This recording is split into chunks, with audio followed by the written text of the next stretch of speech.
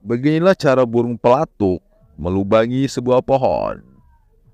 Dengan paruhnya yang begitu tajam, dengan kecepatannya mematuk, burung pelatuk ini mampu melubangi pohon, baik untuk membuat sebuah sarang untuk bertelur maupun mematuk para ulat-ulat yang berada dalam kayu tersebut.